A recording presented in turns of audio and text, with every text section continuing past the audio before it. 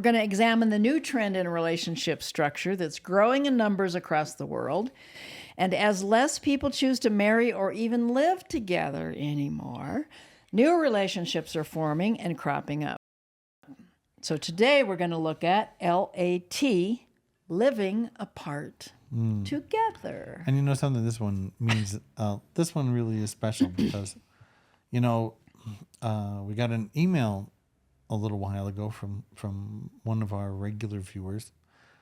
What was we her? don't want to say her name, but No, she had a handle. Searcher. Yeah, 70, anonymous, like Soul Searcher 71 or something. But we've emailed back and forth a few times and talked and really she, it was one of the nicest emails we've ever received, talking about how much she appreciated being able to sit in on our conversations and to feel like there was somebody there that was a support to her in her position. And it helped her. I think it helped her. Well, she said even so Yeah. as much. And this led to a conversation between the two of us about why we're even doing what we're doing. And why. Well, we both live in Ecuador, but I had the unfortunate occasion to have to travel back to the U.S. twice in the last few months. And I was really shocked and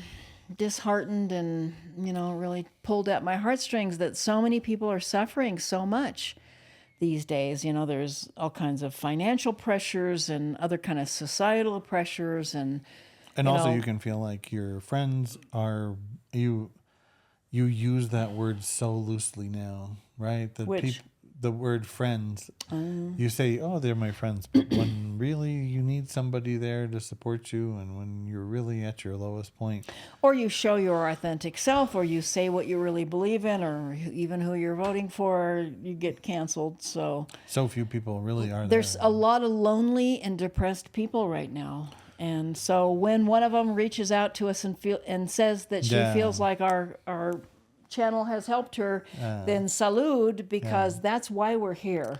We've both been in situations where, we didn't feel like we could relate to people and we were at the end of our rope and, we had to navigate some pretty troubled waters to get to where we are today. But I personally feel like I'm, in a pretty healed position, especially compared to where I started out in life and where at least half of my life was. Yeah. And there are ways to heal yourself, and there are ways to, position your perspective that, there's great reason for hope. Yeah, and I think, what I love about us is that we come from that male and female perspective on those things. And even if we disagree. And different generational perspective as well. Yeah, right. That's true. Yeah. So if any of that contributes to your well-being, we would love for you to send us an email or just a comment down below, anything. And so this episode, talking about living apart together. So this is a topic that I didn't even know was a thing until I realized this is what I need in my life. So I was on a spiritual dating site with a guy halfway across the world, and we're talking and seemingly building a relationship together and starting to fall in love. Both of us, we admitted together, and trying to figure out, what's going to work for both of us. We did the 8 dates thing, the John and Julie Gottman. Please watch that video we've got. And we got to the point where we were getting to the point of living together for 3 months at a time at the first meeting. Oh, but you know what? That was just too much, too fast. But, it's sometimes these decisions come out of financial concerns or just practical life. But he's got to, buy a ticket to come to see me in Ecuador, and he wants to use his whole, temporary visa of 3 months, and he's deciding to come live with me for 3 months. I'm falling in love with the guy. All these other things come together, but whatever. 3 months. But that forced the subconscious belief to come to the surface for me to realize that I don't want to live with anybody ever again. I feel like there should be an echo here. Please edit that in, Paul. Again. Yeah. So, But very interesting concept with this, because, you know, you have to think about things like your point about things being financial. yeah. I mean, you almost think, what kind of a person would write and say, I'm going to come to see you in your country, but I want to stay with you for 3 months? I thought it was extremely bold, and I almost pushed back, but I'm a compassionate person, so 3 months. I was feeling sorry for him. I was putting him above me. But it was like my ex-husband I mean, maybe of he my was 3 kids, my second husband, father of my 3 kids, who cheated on me with a best friend and a family member, that said, oh, but shouldn't we just stay together because of the financial reasons, because it's much cheaper and blah, blah, blah. And I looked at him like, what the fuck? Yeah. What kind of person would do that? Wow. So it's How kind of the sad. same thing. It costs a lot of money to live apart together. And let's even define what the fuck that is.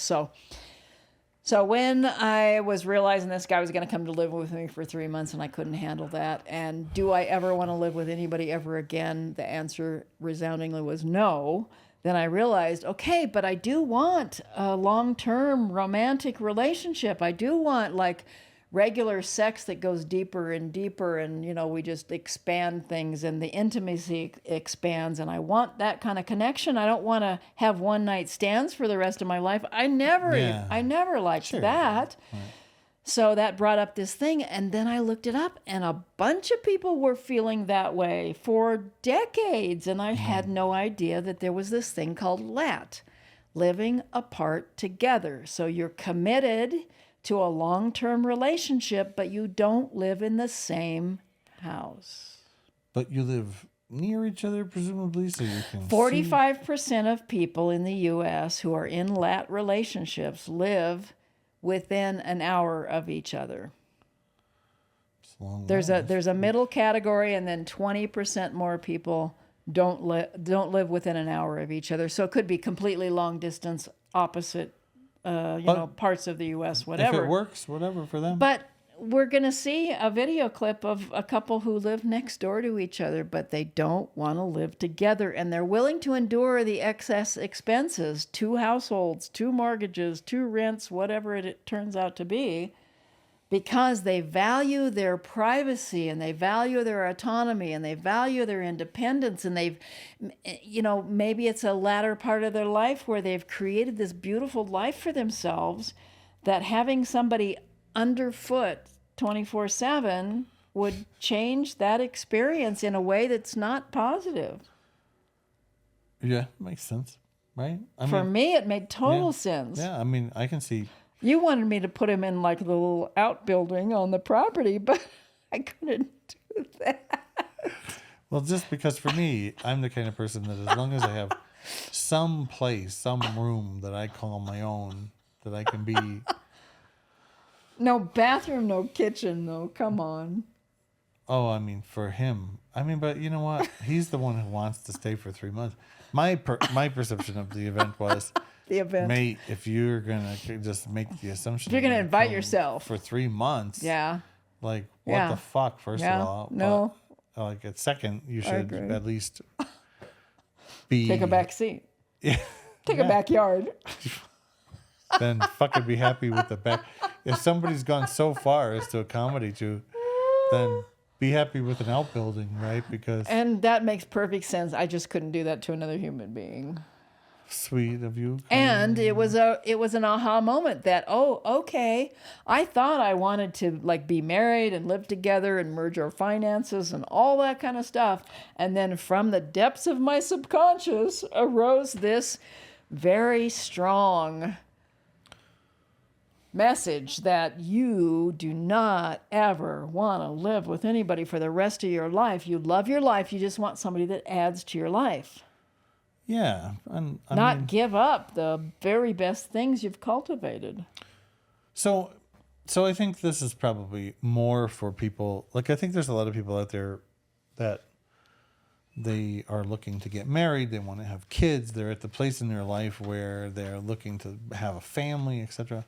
And so obviously probably not a very practical idea for people that are looking for that in their life. But when you're talking about somebody who's already lived a life and gone through things, you know, I think where the majority of, like, if I was to go out in the world and say, what do I think is the target audience of lat relationships, I would say women that have been divorced or married once or twice from 40 to whatever age that can't stand another asshole in their life. Well, I probably wouldn't have said it like that, but have already had like a traditional relationship within the context of the society that they lived, which is one thing, and then two, have also had the experience of being able to just be on their own and enjoy being with themselves. And I think whenever you find a woman, I can't even think of the last time I met a woman that fit that category who has come to really love and appreciate herself, right? That Moi? Yeah, I mean that's what I mean. That is very eager to be living with somebody again. Oh, eager. Okay. I don't think so. I think most of the time women are like, oh, I like this way more. This is much more comfortable. I don't think most people have lived, have most people lived alone? Yeah, well, I mean, some percentage. Like I went from, dysfunctional household into a living with a bunch of people together, into a living with somebody, into another living with somebody, into a marriage, into another marriage, into another marriage. A lot of people that I've talked to haven't ever lived alone. Interesting.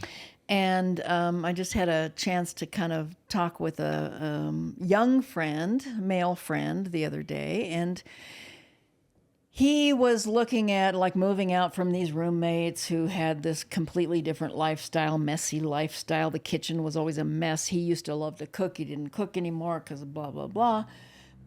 And I ended up telling him, like, most people haven't lived alone and don't understand what that is. And I think it's a really important part of getting to know yourself and getting to know what you like and everything.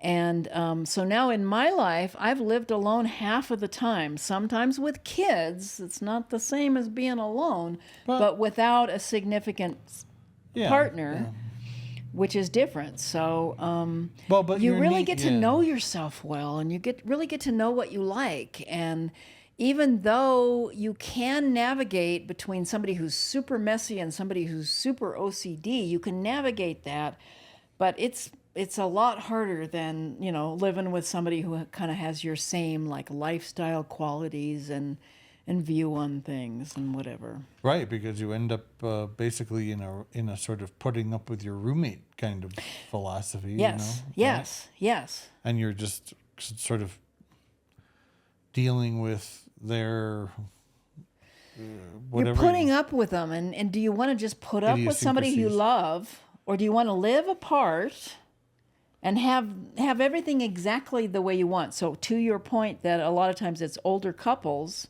Older women. Yes. Older women really dictate this, and women in general dictate they always initiate 70% of them initiate the divorces.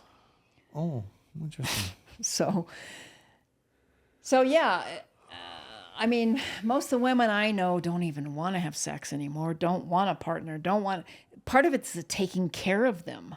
They don't want to pick up their clothes. They don't want to cook for them three times a day when, in my case, I'm intermittent fasting. I only eat one meal a day. That means I have to like cook 2 meals a day for somebody just because they're living with me. Oh, that's so interesting. There's all kinds of like, things you got to like adapt your life to that you, like if it really annoys you that they leave the toilet seat up or they leave their clothes on the floor and you got to pick up like a maid after them, even though you do half of everything else. Yeah. If you're not living together, that eliminates all those. Or like for me, every time I go to the toilet, the fucking toilet seat's down. Every goddamn time. That fucking toilet seat. The silent majority male vote on the toilet seat. Can't you lift the toilet seat? Breaking news right now. Done. Use the toilet and then put the fucking toilet seat back up. Well, but what we're not addressing here is this third category of the feng shui folks, where the toilet seat and the lid have to be down for good feng shui, because otherwise it drains the finances out of your house. Just to add another layer of complexity. Okay, well. Can't argue with that. So, yeah, so I'm just fucking around, but so in this context, what is this? Who does this? Let me tell you the trends. Okay. So you got this married category, and at some point during this little segment, let's please put up this slide. So you got the married segment. And within the married segment is the married people who are living apart together. Okay. And then you got the single segment. But this is not the same as what people would say as separated, where you've moved out. We're talking about long-term relationships who are active and want to be together, but they're not living together.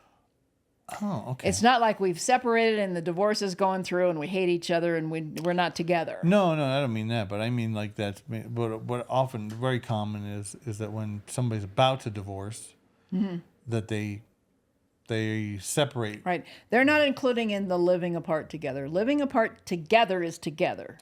Happily in a relationship where we're in a relationship together. Where both of us are happy living in different locations. Yes. So you got married, and in part of that, a sub-segment of that is living apart together, and they're married. Okay. So this is maybe the hardest part for people to understand, that we're married and we're committed for the rest of our lives theoretically, but we're choosing to live in different homes. We're that committed, but we're that separated. We're that independent geographically. Okay. So then there's a whole other segment that's single people. And then there are the single people who are living apart together. So this is the reason I'm highlighting this is that the data gets confusing, because depending on, so I looked at, the cool thing is there's a ton of like government surveys and Pew Research, surveys and all these different things that are large and sometimes long and very detailed, like 32 pages of data. I see. Okay. But depends on how they ask the question. Are you single?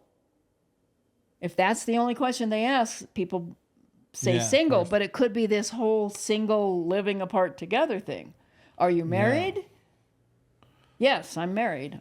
But if they don't ask, are you married? The data's hidden, yeah. So I have, 20 different surveys, giant surveys and stuff, and I kind of threw my hands up because there's this problem with identifying the data. But the best I can come up with is that there's these certain trends. And, everybody hears the trends on marriages and divorces are way up and blah, blah, blah. Actually, divorces are down from what they have been the last 10 years or so, and they're kind of holding steady. Oh, interesting. So let me just read off some of these, trends of statistics. The number of marriages in the U.S. has gone down 60% in the last 50 years. So obviously, traditional marriage is not an ongoing trend. People are looking for alternatives. Sure. Divorce rates in the U.S. have held steady at about 42%. It used to be 60%, 50%, whatever. It's now about 42%. 42% of marriages end in divorce. In what time frame? We're going to get to that. Oh. So let's do the per hour ratio first, which I found interesting. There's 230 marriages per hour, but only 86 divorces per hour. So marriage is still winning over divorces, although marriage is plummeting. Okay. 230 marriages per hour, 86 divorces per hour. What an odd Maybe we're chipping away at this big backlog. We don't know. Okay, so 41% of first marriages end in divorce. 60% of second marriages end in divorce, and 73 of third marriages end in divorce. They're just chronic Obviously, we're not divorces. learning anything over the long term, and the more you try, the worse it gets. Well, but also the more you finicky you get, like Maybe. I think for sure, I Good point. That's a good point. I actually hadn't thought of that. yeah, no, I think you get much more precise, aware of what you need, and you're sort of like learning from your own curves. But that's human nature. It's like, okay, I fucked this part up last time. I'm going to get way better at that, so I'm narrowing my target market. And also reducing the time frame it takes you to divorce. So you're also getting faster. I'm not hanging in there for 25 years ever again. Right. Bonk. I get it. Yeah. I get it. And I mean, you have to think that plays a role because, we live in Ecuador and there's a lot of retirees here, right?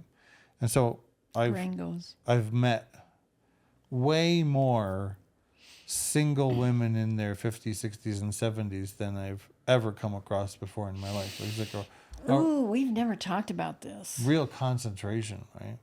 And the one thing that just sort of stands out is like, I don't want to say they're cat ladies, but they're very, they like what they like it how they like it when they like it, they don't like it when it's not the way they like it, and like they've been through, they've dealt with somebody. The elderly queen you're talking about? Oh, interesting. The elder queen. Right. And so there's this, but they don't come across to me like they think they're so all that. Okay, so you said cat lady, and I immediately went to cougar. So you're not calling them cougars. Yeah, but like, kind of, right? Discriminating cougars. Kind of, yeah. But like, it's not like I've had this conversation, but the presumption is We haven't had this conversation they before. presumably are perfectly capable of getting themselves off. So they've kind of like gotten to the Right, we're place. self-sufficient. They don't really need anything from you, but they like the idea. But if I was to accept something from you, here are my criteria, And and then- the audition is on Tuesday at 8:30 and then the fucking p.m. list comes out, right? And so like, I think that's. So there's those. So But that's a totally this is great respectable- where this is going, because we've never had this conversation. But I see that group, but I see a bigger group. Okay. And what's the bigger I group? see a bigger group of people my age who just don't give a fuck anymore. They don't want the partner. They don't want to live with them. They don't want to have sex with them. They don't even care if they ever have sex again, ever. Wow. And if they did, in the remote possibility that they did, then they would have the big list. And and boom. And they're aware of 76 criteria you need to possess in order to pass through the labyrinth of that maze. And like, And some just want a little companionship, and some of the guys just want a little companionship. A lot of the guys think they want to. Oh, okay. Oh, so there's another category. No, but wait. A lot of the guys want that younger, more virile woman. Blah blah blah. And a lot of the gringos that come to Ecuador and to South America hook up with someone who's 30 years their junior, and then they can't keep up with it, and then they're like, "Oh God, I thought I wanted this, but I can't deal with But it." you can't really pump at that rate anymore, mate. Exactly. You're- And she has a kid with him, and he's committed forever, and he's the godfather of every grandchild in that group. But shouldn't everyone be so blessed? Because, I mean, really, the thing is that, like, the one observation that I certainly have is, like, I meet not a lot, but a few dozen a year of gringos that have moved out of the United States to come here. For whatever reasons. Yeah, for whatever reason. Mostly it's awareness of what an enormous fucking difference in the quality of your life living in Ecuador has. I think the major one is economic. But that's it's what I mean, cheaper than the U.S., and that's what brings them. Sure, but it's not the cheaper. It's the you get to go have a real fucking retirement. I'm so happy for people that retire here because That's cheaper. Because it's like you could eat cat food back in the United States. That's the cheaper part. I'm not saying they come here like for a consciousness expansion or because they know they're going to become a better person, to become healthier or whatever. They mostly come because it's cheaper, and they want it to be. The U.S. only cheaper, and the ones that move back absolutely are the U.S. only cheaper people who realize that it's cheaper, but it's not the U.S. We don't have the same, efficiency of bureaucracy. How insulting. Yeah, but for the others, I mean, I think legitimately they are, they come here and they're looking for a better life, a better retirement. And they've believed this story for so many years that this is the rainbow that they're finally going to get to the end of and they're going to be happy. And then they get here like two sad sourpusses that have been putting up with each other for 50 years. But also where they've been abandoned.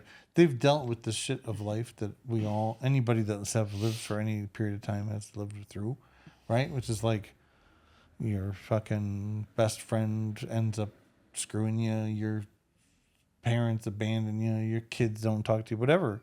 And you failed at your business. You have all this emotional baggage, and you sort of end up thinking that your happiness is gonna lie in this retirement and in something outside of yourself. But you've become emotionally numb to each other, and then the beauty of going and finding some 25-year junior Ecuadorian woman is all of a sudden you start to remember like life can be fun and you can laugh and have a nice time and like you don't have to carry all that shit around, and I think a lot of people end their relationships because they couldn't go there.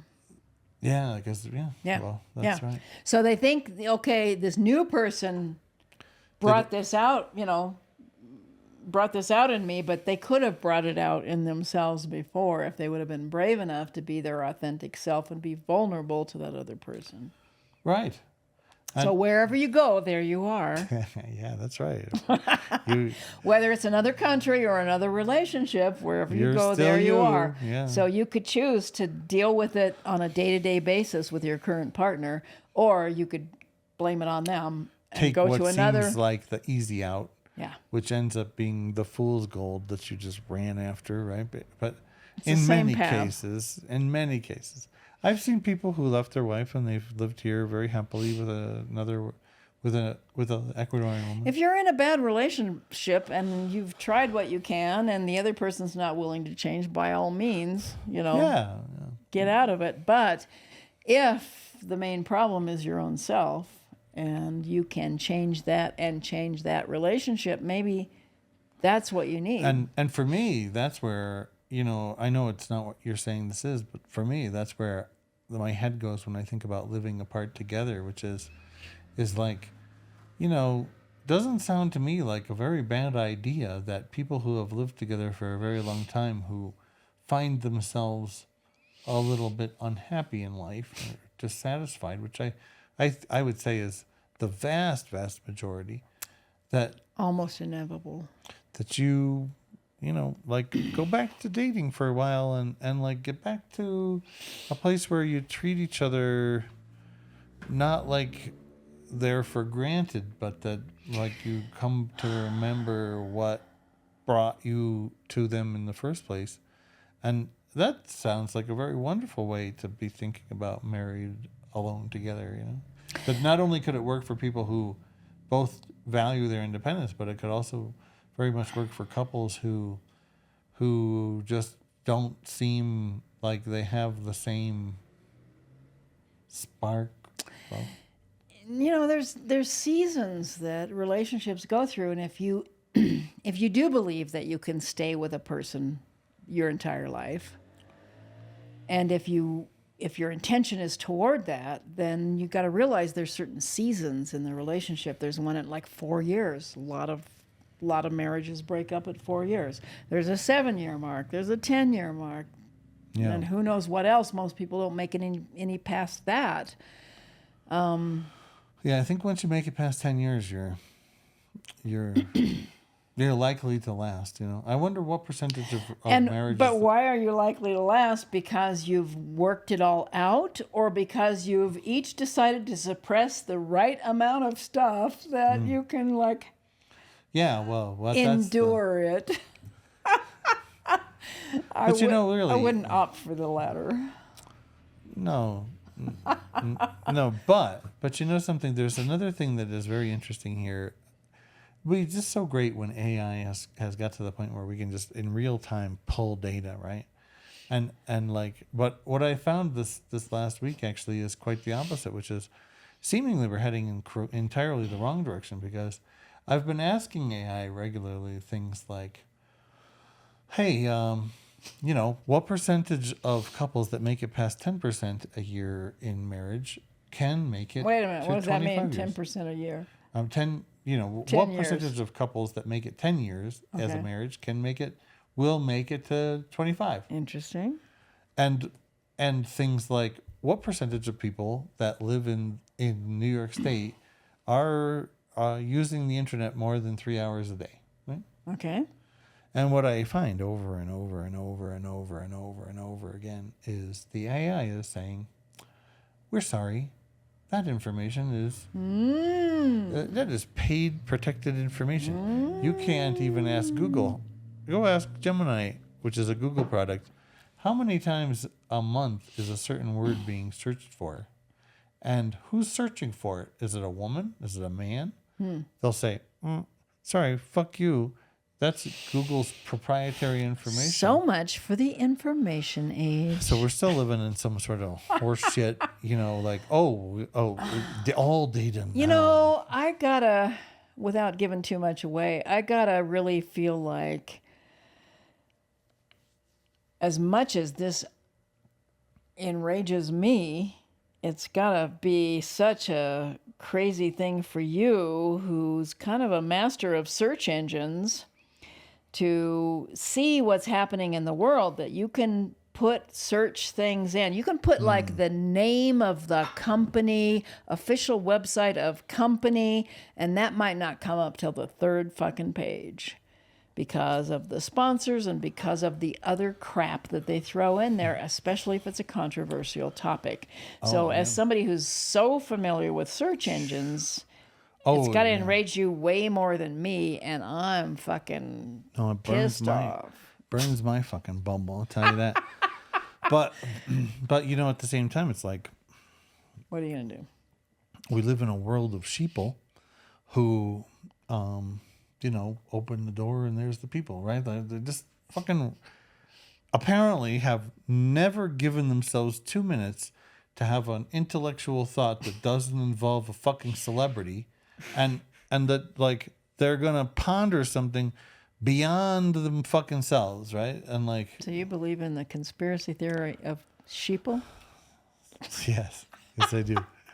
I believe the sheeple are alive and well, and that 1984 was 20 years too late, and oh my Idiocracy God, this is was such an affront to democracy. You must be a 495 racist. years early. Yeah. So yeah, I mean, I think we're living in a fucking Bananasville. Are we off topic? Oh, I think we're on trends of living apart together. So this part really shocked me. The number of couples living together in the U.S. has gone down almost 30% since 1975. So you'd think if they're not marrying, they're going to be living together, but they're not living together either. Boy, that's hard to believe. Yeah, I was shocked. Okay, so part of this living apart together thing is, what defines a couple? Is it cohabitation? Do you have to cohabitate to be a couple? So this comes into effect with legal things and health insurance and all kinds of other. 10% of couples were living apart together in the U.S. 10%. So this 10% figure holds across the U.S., the U.K., Canada, and New Zealand. 7 to 10%, but some of those 7% were, years ago. So in 2024, it's about 10% of couples in the U.S., U.K., Canada, and New Zealand were living apart together. So 10% for a new trend is Lots. pretty significant, I Huge. think. So when I was deciding it, I was thinking, there must not be too many people like me. Usually there aren't too many people that think the same way I do. And then when I found 10% in these, British type countries agree with me and are already doing it. Yeah. Are already doing it. So actually the UK is bigger, up to 20%. And Australia, 21%. And these are the most recent figures. 45% of these people that are living apart together live in the same neighborhood. So cool. Very close together, but so close together, why don't they live apart? Because they want to have their independence and autonomy and not see this person 24/7. But actually, this is we've touched on this, but I don't think we've ever really talked about it directly. Is for me, we've had several conversations on here where we talk about. I'm all in favor of having multiple relationships, and don't think you should limit yourself. And so, I'm often advocating that direction, but as I've listened to Jan criticize that point multiple times, I've thought balance.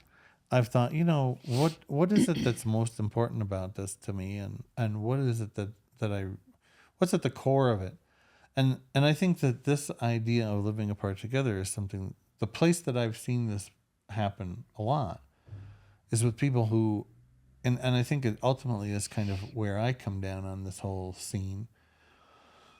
Is I believe that you should have a community.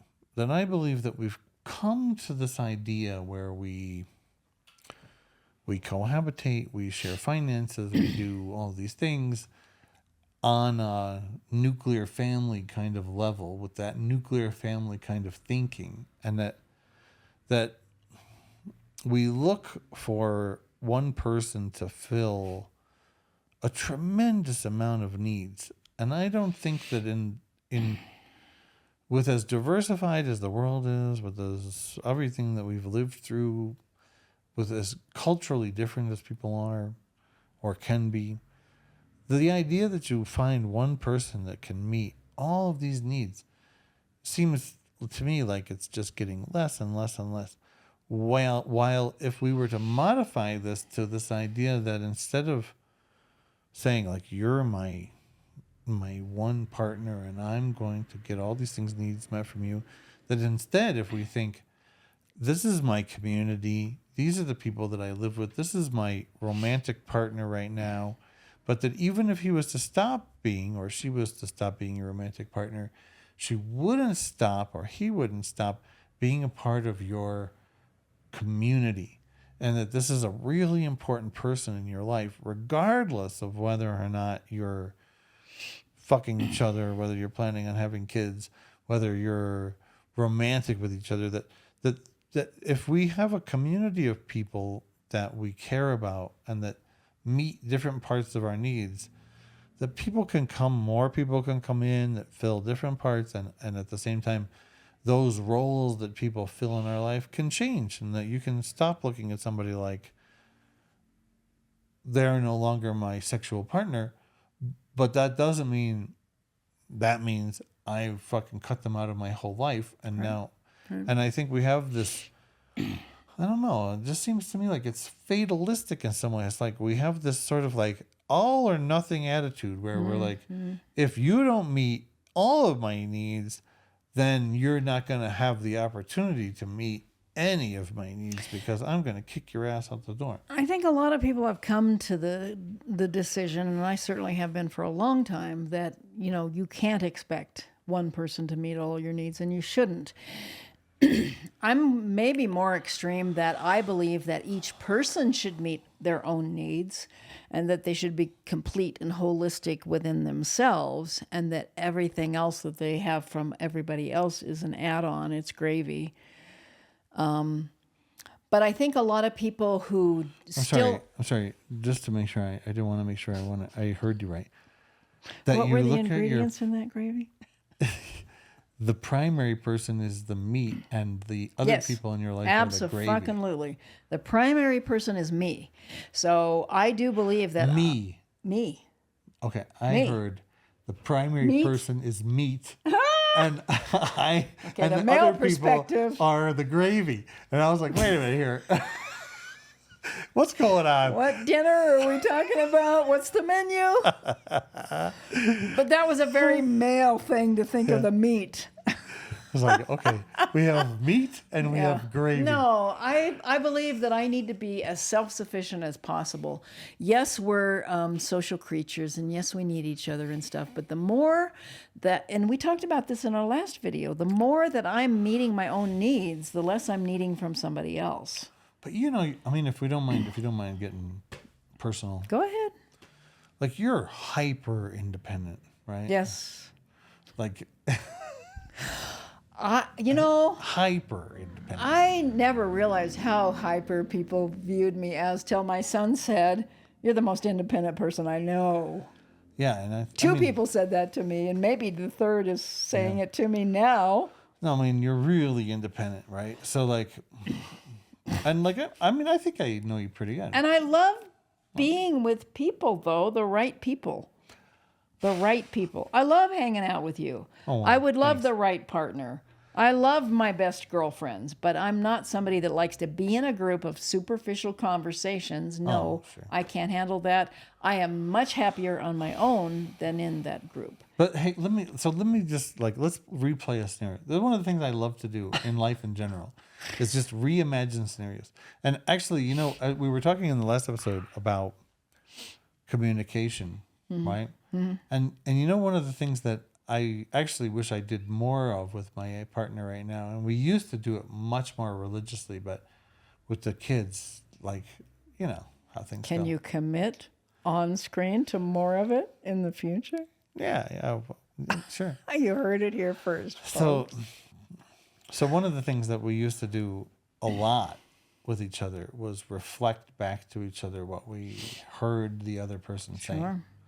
And like, and one of the things that we found incredibly beneficial is that when we had an argument, the path to resolution that we created for ourselves was always the same thing, which was we would replay the scenario.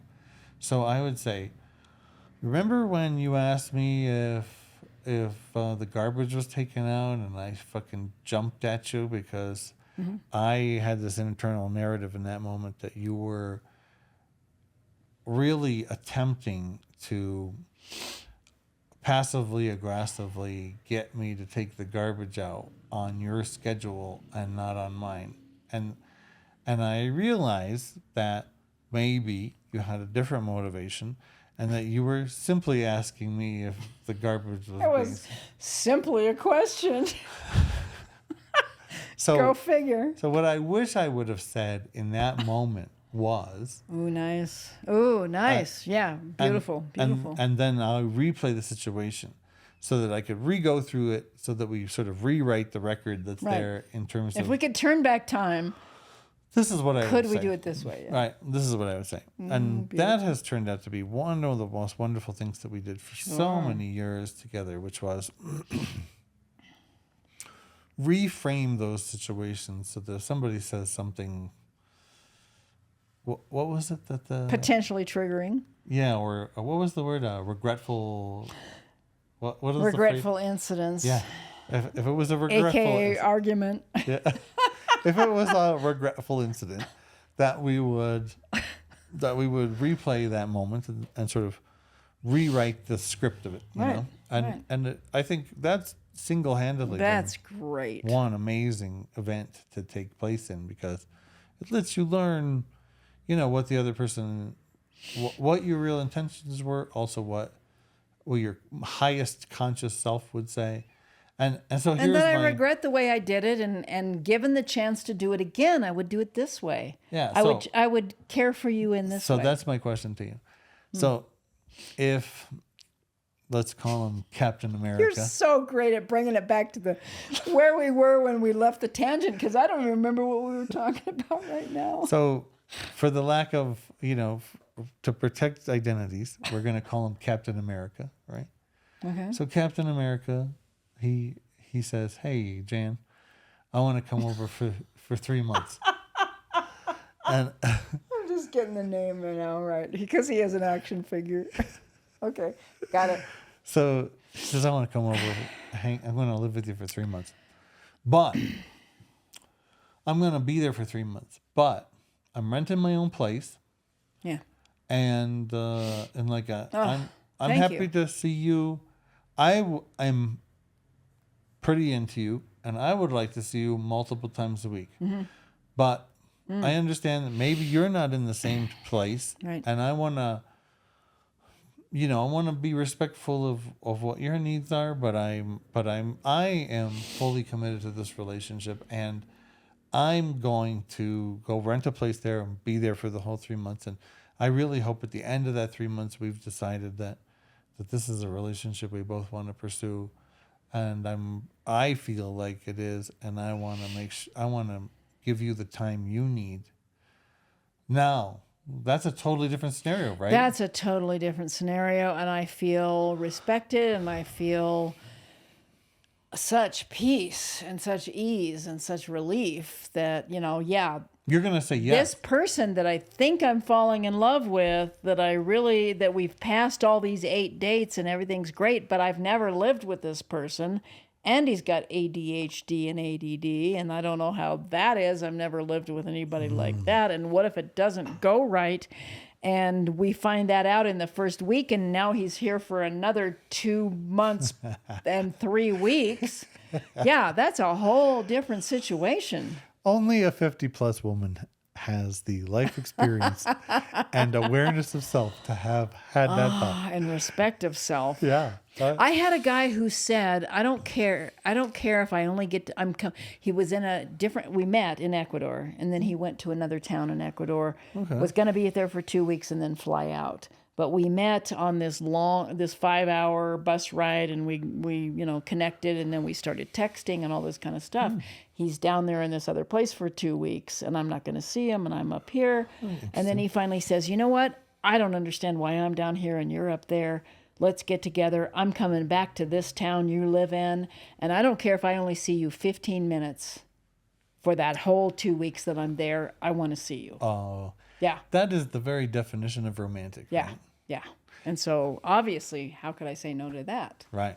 And so in this context, I think so much can be learned just simply by it's a very interesting idea to think that this language, how we negotiate our lives, we often don't give ourselves the ability to negotiate because we don't perceive it like it's a negotiable moment, right? There's something. We don't have the option. What the fuck? It's your fucking life. Yeah. I mean, it's very interesting because that fucking guy, Captain America, he blew it, right? I mean, I think so. Because I told him, I said, you know what? It's when he said he was coming, and after it got to a certain point that I realized that, living together might be challenging. At that point, I said, you know what? I need some time. Something's coming up for me. I need time to process it. We were talking every day for 3 hours a day for 2 months. I mean, before he came, couldn't believe it. We investigated this to the full extent. I was completely shocked. 100% shocked. And yeah. I was like, I can't believe this guy. He's in there, man. I've never seen anybody come even close to... And we talked about everything. Yeah. So I said, you know what? Something's coming up for me. I need 5 days. Give me 5 days to process this. And this is the part of me who's very independent, who needs her personal space. And given my personal space, I can figure out anything the fuck that's going on in my life, in my subconscious, in my mind, in my needs, blah, blah, blah. But I can't do it in that other person's space because I absorb their energy and I'm influenced by that. And Of course. Like not anybody. of course, but more for me than anybody else I've ever met. So I took my 5 days, and then I realized I don't want to live with anybody ever again. And here I got this guy that I'm falling in love with, and he's committed to me, and blah, blah, blah. So I said to him, I really like you. I'm falling in love with you. We've gone through this whole thing. We're really compatible in a lot of ways, but I just realized, and I'm sorry that it took me so long to realize this, but I don't want to live with anybody ever again. But would you be open to us being in a committed relationship, and you come down here, or I move to Portugal, and we have this relationship, but we live in separate residences, and we see each other a couple of times a week, and when we see each other, it's full on. Yeah. I'm all about you. Let's get it on, and let's have a great time. And the rest of the time we get to have, and it's monogamous. Okay. And the rest of the time we just have our own personal space and whatever. Life.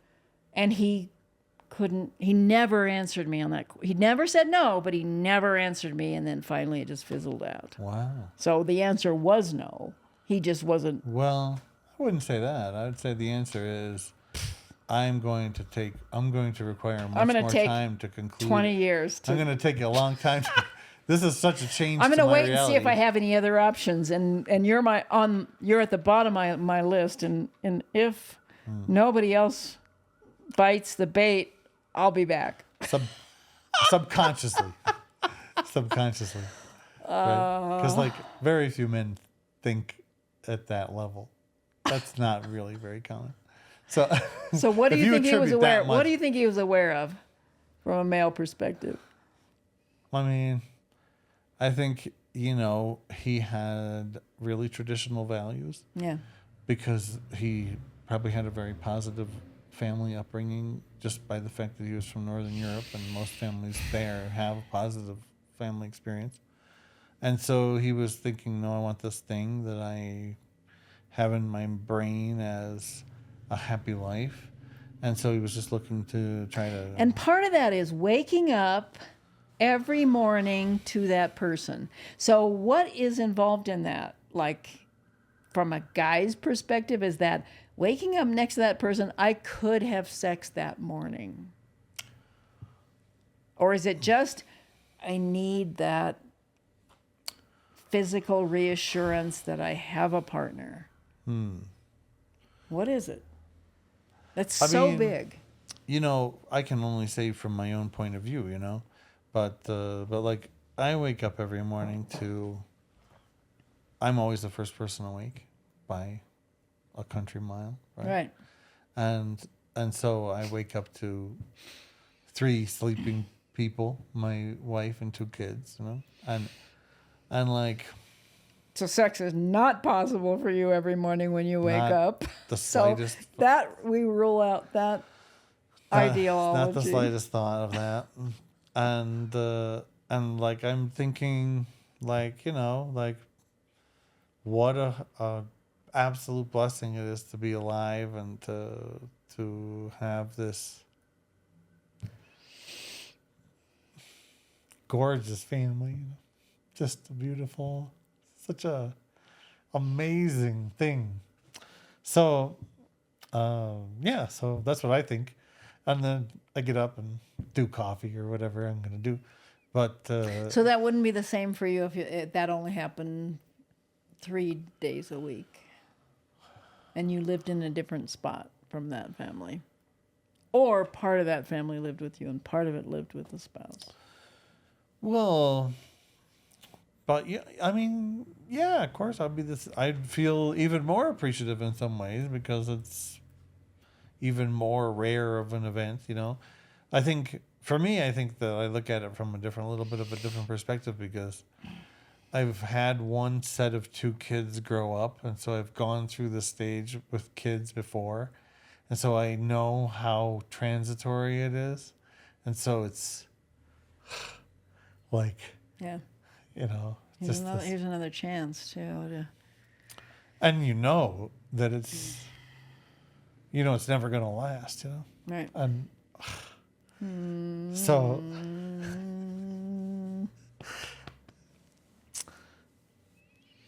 sorry to be so. No, I just want to say, there may be different media takes on each and every one of us at different times, but I just want to say that this is like the epitome of a man who has a beautiful heart, a beautiful mind, and incredible courage. And that doesn't come together very often in life. And nice. it's an absolute pleasure and honor to know you, especially in the, deep friendship that we have. Yeah, we have something really beautiful together. Yes, we do.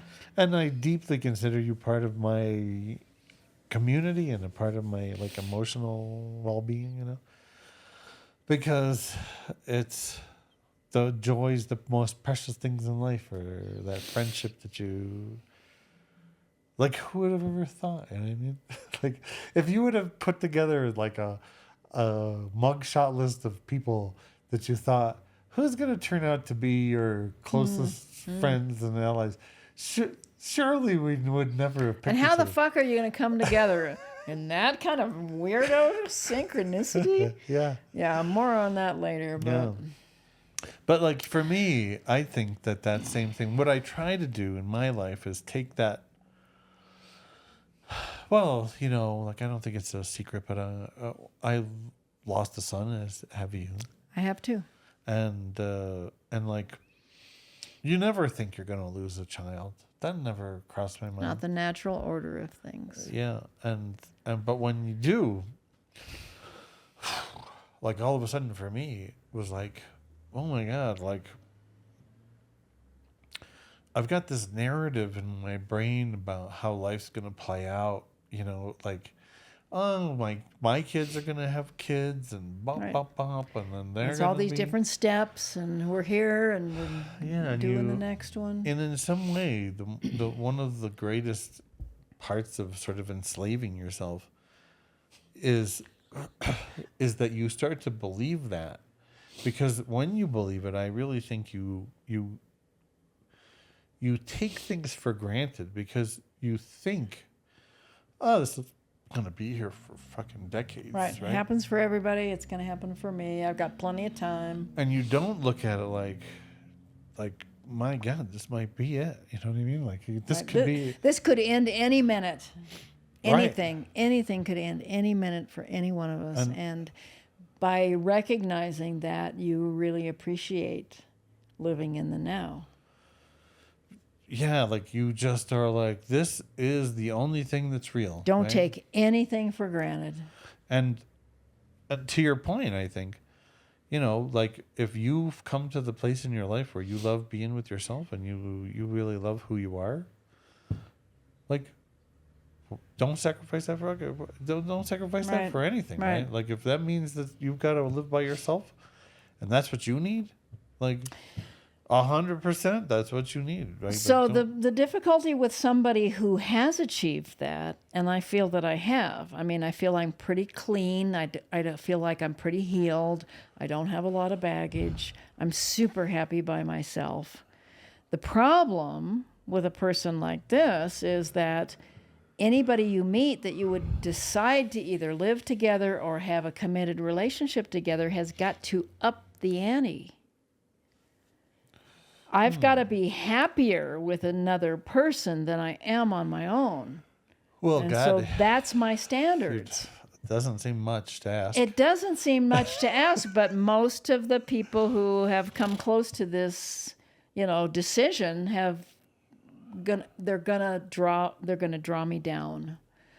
And I don't want to be less happy than I am now. Well, something, in some way, I was thinking about the divergence of our opinions in this one area this weekend, and I was thinking about it in terms of a non-sexual, because in the past I guess when you're younger, maybe for me it's testosterone driven. When I was younger, sex mattered way more than it matters now. Definitely testosterone is a part of it. Yeah. And like, so I've often thought about things from the polygamous standpoint, and often still do think, that most men are polygamous by nature and are forced into. We're gonna have an episode on this. Yeah, and we've talked about it a little bit before. Yep. But I think when you look at it from a standpoint of, okay, so let's take the sex out of it, and let's just say, like, you're an emotional being that has emotional needs and needs support on some regular basis. That's right? pretty much everybody. Right. Like, having a community of people that you outreach to in order to get those needs met seems to me to be incredibly smart, because not everybody's going to be able to meet your needs every time you have those needs, right? So, like, if you have several people who could meet your need for intimacy, whether you call that sexual or just closeness, then, like, good for you, right? Because the chances that you're going to get your needs met there have just multiplied. And if you have the need for fun and spontaneity, and you have a few friends that you can call on and say, hey, what are you guys doing? What's the plan? And you say, can I tag along? Bah, done, right? Like, what a blessing to have these people in your life that reflect these different things. And I think we just often err on the side of, like, okay, one person has to be these things for us versus I think 10 that's people. changing. I think that's changing. And I think the trends show that that's changing. Right, That marriages are going down, and even living together is going down. And I think a lot of people do realize on different levels, that other people need to meet my needs. But fascinating. But when it gets to that sexual thing, that's a trigger for most people. So for a lot of people, they're not ready to go there yet, but they are ready to go there with, I'm going to have my time with my girlfriends. I'm going to have my guys' night out. I'm going to have my man cave. Whatever. I think that we've come to a point where the traditional marriage is not serving most people. That served most people when property was a big issue and women didn't earn their own money and we didn't have birth control. There's so many reasons that might have been the prevailing trend. But now the trend is changing, and it's obvious from the numbers that the trends are changing. We're going to have a video on the 5 alternative relationships to traditional marriage. But I think a lot of people do realize I need to have my girls' night out, my guys' night out, my whatever. But also, for me, like, I'm a real, well, I don't know if I would call myself a real intellectual, but I would. But I have an internal life, right? And, like, I have my physical life, spiritual life, emotional life. But, like, I have a relationship with myself. Right. Right. Right. And like, I know that maybe sounds weird, but like, I have conversations with myself all the time, all day, every day, right? I do out loud. Yeah. Like, I think it's healthy. I think it's super healthy. Yeah, maybe. I don't know. It's a sign of insanity, maybe, but I love it because for me, it, lets me connect to myself, and like, I'll be walking, I go for walks a lot to try and just find that center again and make sure. I get my best downloads that way sometimes. Yeah, so I'll be walking along the trail and thinking, like, okay, Paul, so, like, what's your big thing? Like, what's driving you this week? You got something going on. Like, what's happening in your life, You're acting different. Yeah, and I'm like, yeah, motherfucker, like, I got, like, depends on the week, Other weeks I'm like, I need to just find a place in myself. I need to be easy. And other weeks I'm like, I'm out to fucking conquer this week and nothing's going to get in my way. And, like, week to week, what I need is different. And like, I'm barely able to keep up with me. Right? Like, I can barely keep up. And I'm apparently driving. I'm me. And, like, so the idea that I have other people that could possibly, to me, the idea that I have an expectation that anyone else is gonna be so obsessed with me that Right. they're gonna keep up with me. And that's only in present tense. And so part of the Possible. thing that worries me about long-term relationships is I have changed a lot in my life. And I cannot predict how I'm going to change in the rest of my life. So how can I predict what partner would be compatible with how I'm changing in the rest of my life? But no matter, I think what you're saying is, I don't know, something similar to what I'm saying, which is, how could any partner really ever be the thing that you think that they could be? Because you're, I don't know. To me, it's like there's some kind of a thing that happens where you've evolved, and I don't know. The word "evolved" sort of makes you feel like you're up in a castle somewhere, you know. But you've emotionally developed yourself to the point where you become acutely aware of your needs, and at the point when you're able to become acutely aware of your needs, and you have a partner that isn't acutely aware of your needs, which how could they be? Because apparently you're not keenly aware of your partner's needs. And they're not psychic. Right, and neither are you aware of your partner's needs. Right. You're not psychic. You could be so lucky as to have a partner that's actually aware of their own needs.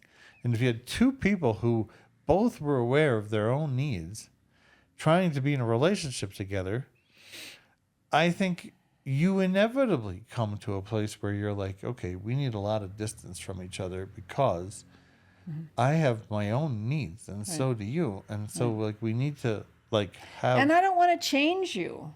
I don't want to make you somebody who meets my fits needs. your... Yeah. Right, because then I don't want to change anybody else. And so when I realize they're not compatible with me or they're not compatible on, X level, right, then, then kind of it's done because...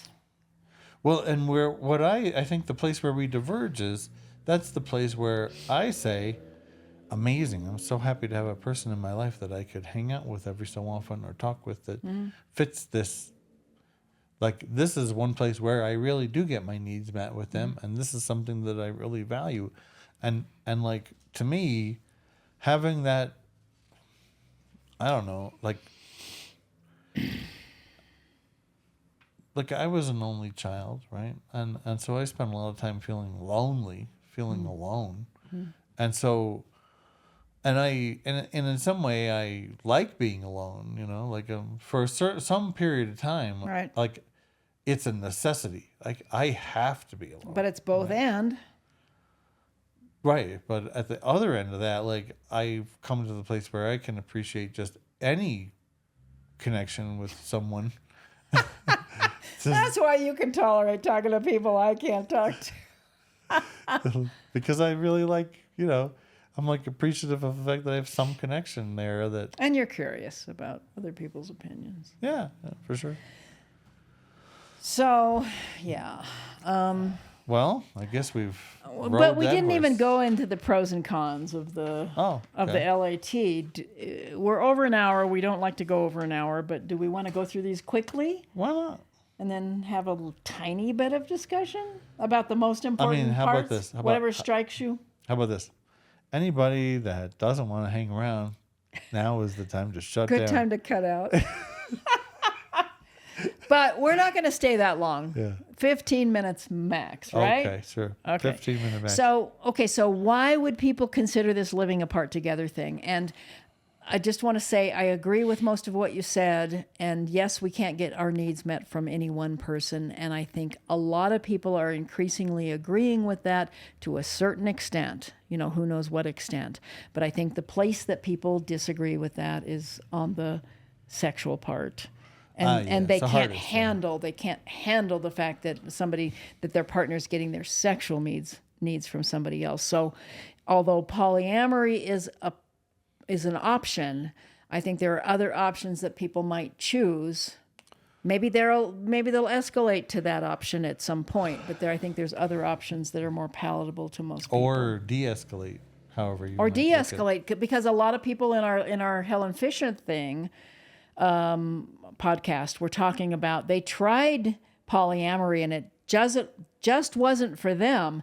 They went back to monogamy, but they really appreciated the experience of doing that because it taught them a lot about themselves and their partners and what they wanted and what they didn't want. Yeah, right. So Yeah, it might be a great experience for a lot of people, regardless of whether they choose to continue. Yeah, however it Yeah. affects you.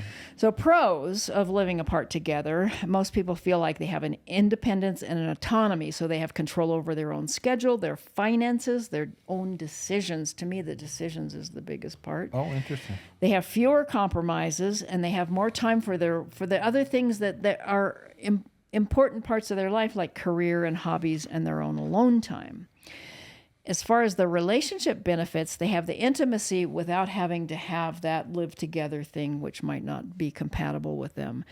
They feel it strengthens their long-term relationships. They have fewer arguments. Again, you're not going to have the arguments over the domestic chores, for instance. Or the constant toilet seat down. That's kind of a domestic chore. Always the toilet seat's down. Toilet seat is a big deal. And people like read into that like he's like so selfish or whatever. Right.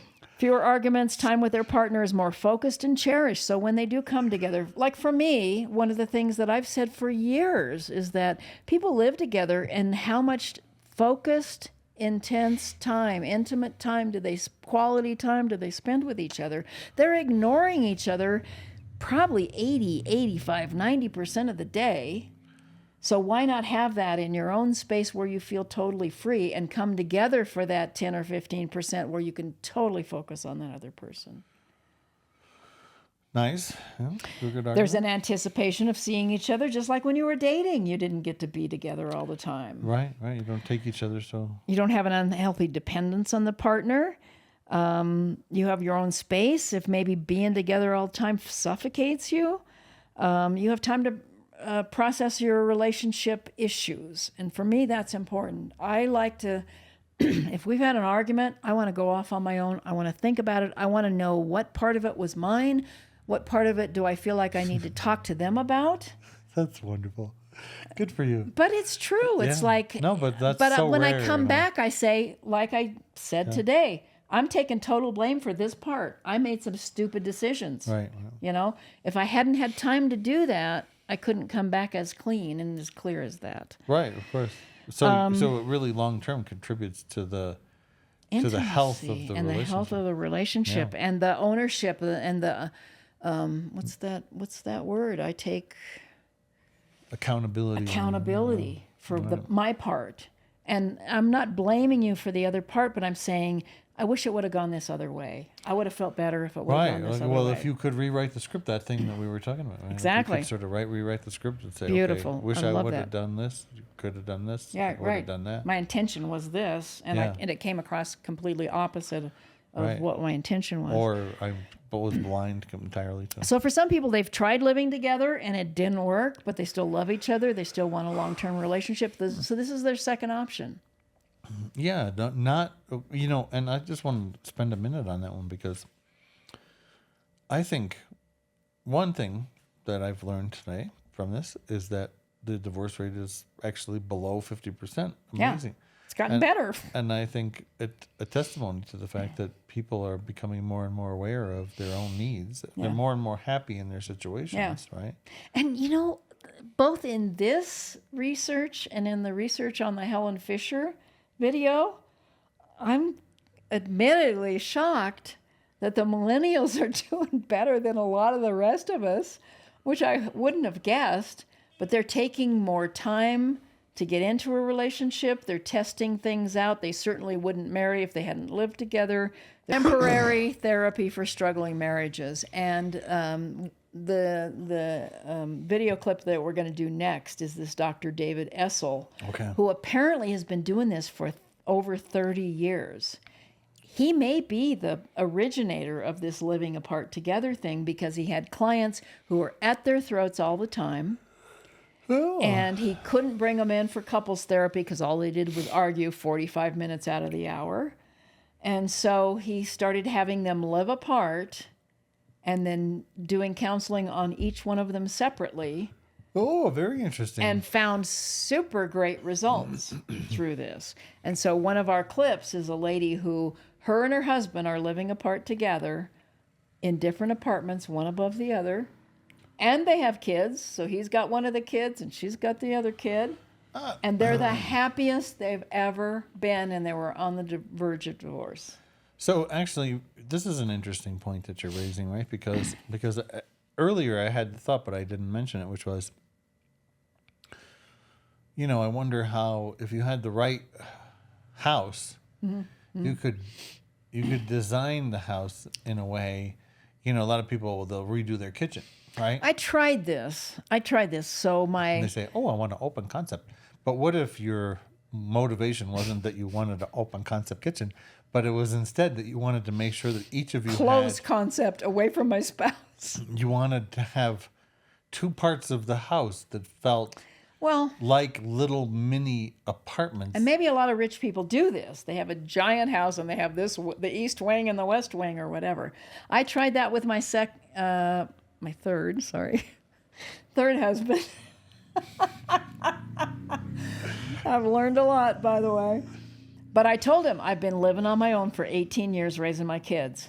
I love you. I want to marry you, but I'm not sure I can live with you. I'm not sure I can live with anyone. So I knew this a long time ago, and I have tried these other things that haven't been optimal. But his solution was, we'll have a separate room that's your own room. I called it my cave. Okay. He wasn't allowed in that room. So when I needed my processing time or my time alone, I went into that room. So it worked pretty well. At first, he was jealous of that room. At first, he wanted to come in and take out the garbage. And I said, no, you're not allowed in this room under any circumstances, not even to take out the garbage. Nice.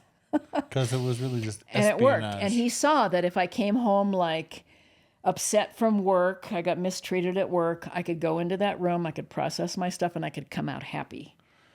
Hey, yeah. So, but it's not the ask same. It's not the same as living alone, and I absolutely prefer living alone. Okay, interesting. So if anybody else is in the house, I can still feel their vibrations, and I still don't feel as free. I'm a singer. I don't feel like singing if he's in the house. Oh. I don't feel as free to sing as if he's in the house. There's a lot of things that don't feel the same if there's another vibration of another person, other noises, other stuff going on. You go in the kitchen, you're discovered by that person. It's not the same feeling as having your own space that you choose when that person comes to interact with you. Isn't that really just a basis of how big that space is? Or like I'm the most independent person you've known. Yeah, but like, what if you had your own little kitchen and you had like, it seems like the only complaint you have. There'd have to be like a gate that I could like press the button and allow him to come in, that I knew he wasn't in anywhere in any space I would be in. I'm sorry, I'm different. I'm an extreme probably. But I think there are plenty of people that are at varying levels of that intensity. But I think a gate, basically, we can make one statement here, which is could be the same home. A gate could, in fact, solve everybody's gate needs. With me with the remote. Only you with the remote. Okay, I can agree to that. Metal lockdown. And you're like, yeah, man. So this could be an alternative to separation or divorce for people that are, just living together is just so bad that, but they still love that person. They still want to continue with that person. So most report it can bring more romance and novelty and passion when they do come together, and that time apart, again, a lot of people haven't ever lived apart, so it develops a stronger sense of self and personal growth. Yeah. Less arguing about household chores, living expenses, finances, and time away from home. Like you could be living with somebody and she could say, you're never home, blah, blah, blah. But if she doesn't expect him to be home, she's living apart, then obviously that argument goes away. It's less time together, but it's more quality time together. Their communication may improve. They can rebuild or strengthen the bond. Again, this is one of the therapies of helping people save their marriage, is to strengthen that bond and to have them enough time together that they're not at each other's throats. They can do their independent therapy, and that they can understand, and they can grow to miss that person. Some of these people who wanted to slit the guy's throat, a month before, Now she misses him after a month. Yeah, so I mean, because it can help you really get a perspective, where Yes. I mean, so many times when you're in a relationship, you lose perspective. I think that's a huge issue, right? And you take each other for granted because they're there 24/7. And you forget, you focus on the little bit that's different rather than the lot that's Right. yeah. Right. And you just don't put the...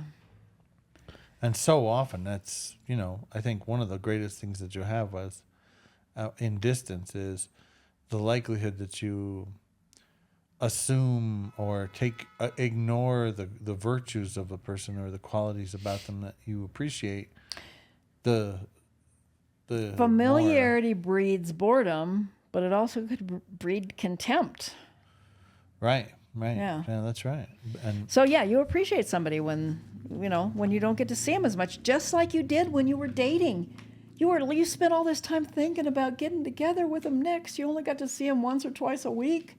You really anticipated that time and you made the most of that time. So that time wasn't spent talking about who does the dishes. The time was spent like really getting together and getting it on and enjoying each other. But also, the one thing that we haven't talked about here that I think maybe counters this in some way is that for the majority of people, the concept of living alone and living together is enormously financial. Yes. Oh, Right? well, we're going to get to that on the cons for sure. Oh, that's in the concept. Just like my ex-husband who said, "Why don't you just stay because it's cheaper?" How romantic. That's the biggest. You had me at why don't you?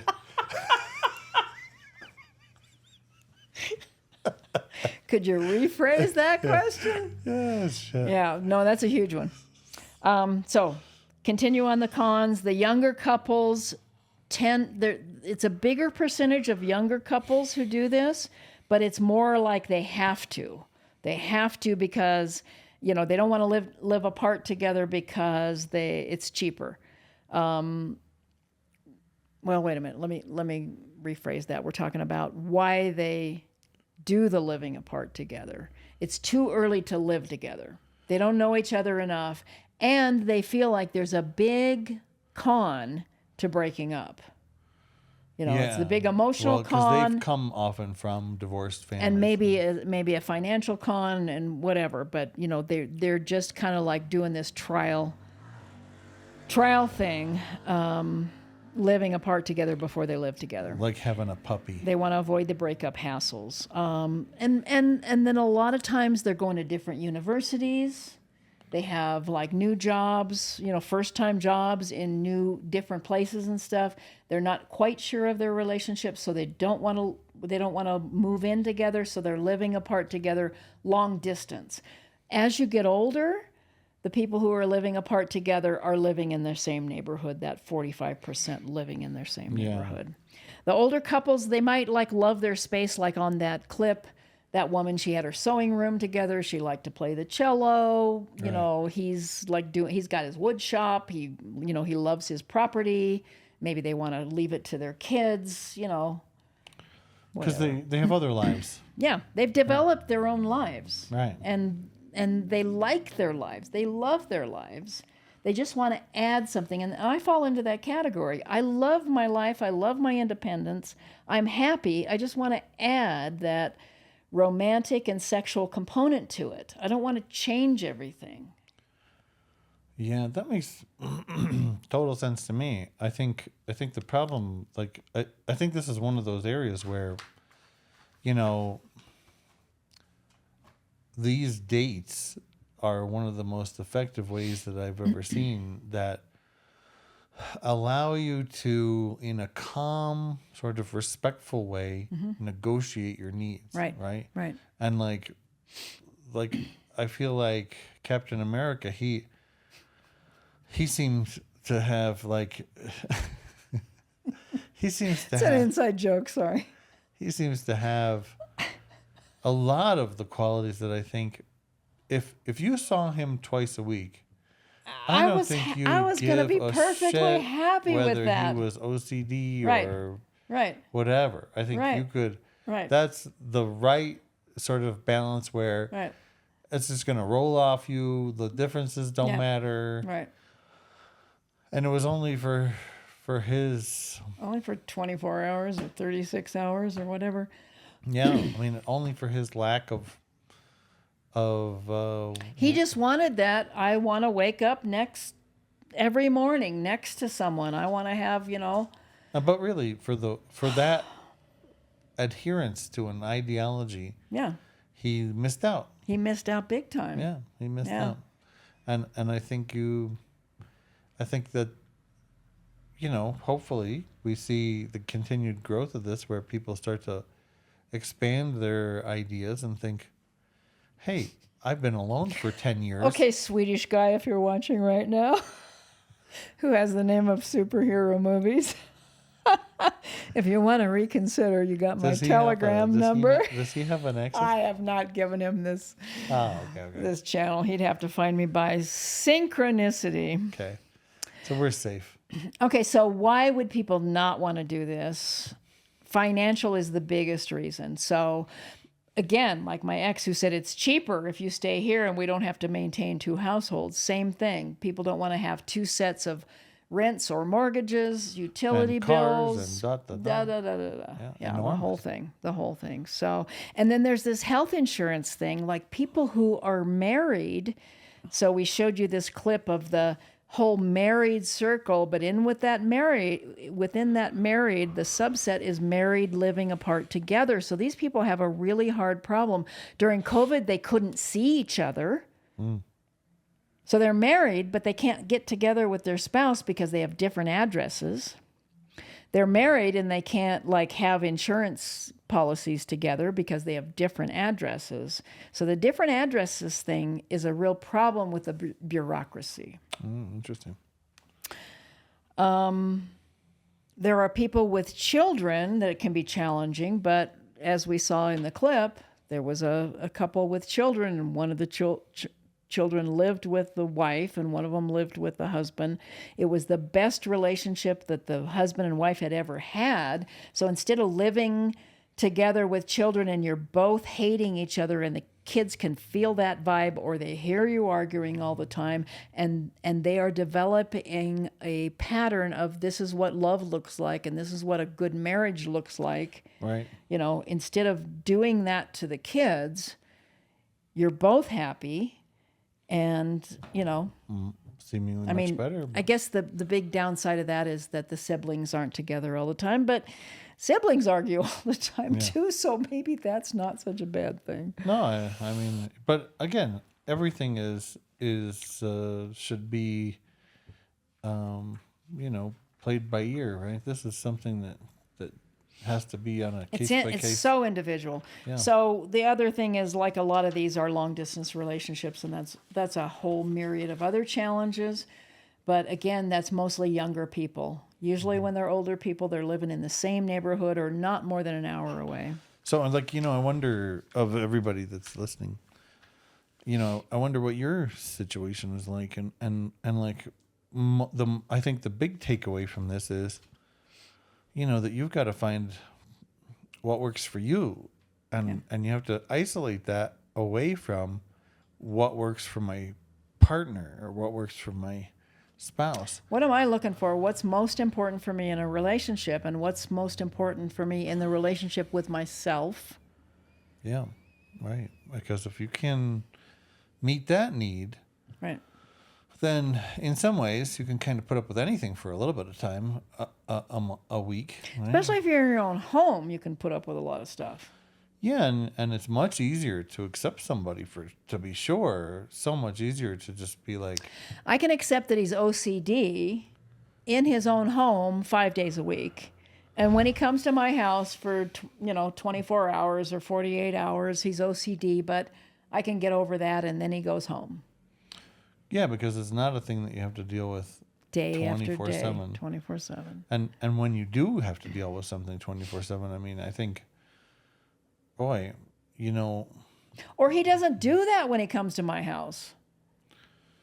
Right. Or And I adapt more to his style when I go to his house. I take my shoes off at the door. Leave the toilet seat up. leave the toilet seat up. Whatever the case may be.